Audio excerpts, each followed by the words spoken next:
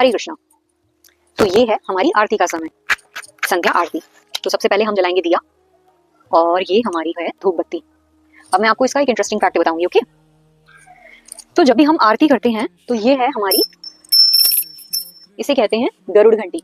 आप जानते हैं हमारे पूजा घरों में हमारी दादी नानी जब भी पूजा करती हैं तो गरुड़ घंटी का उपयोग सबसे अधिक करती हैं। जानते हैं इसके पीछे फैक्ट क्या है? तो मैं आपको बताती हूँ।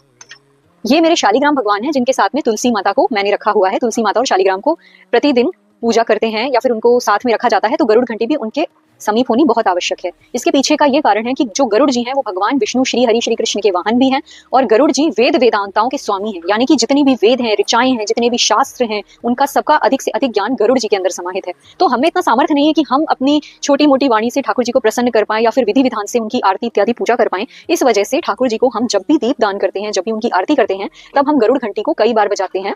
ठाकुर जी को भोग अर्पण करने से भी पहले हम गरुड़ घंटी का प्रयोग करते हैं, जिसके कारण से ठाकुर जी हमारे बिना किसी वेद मंत्र उच्चारण के भोग को स्वीकार कर लेते हैं। और एक अच्छी बात बताऊं, ठाकुर जी के भोग में हमेशा तुलसी या फिर मंजरी के छोटे से दाने को भी यदि आप रखेंगे तब भी ठाकुर जी उसे एक्सेप्ट कर लेंगे।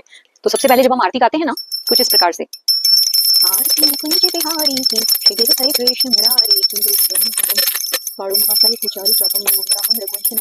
तो याद रखिए हमेशा अपने पूजा घर में केवल गरुड़ घंटी को ही रखिए और कोई घंटी नहीं चलेगी। हरे कृष्णा।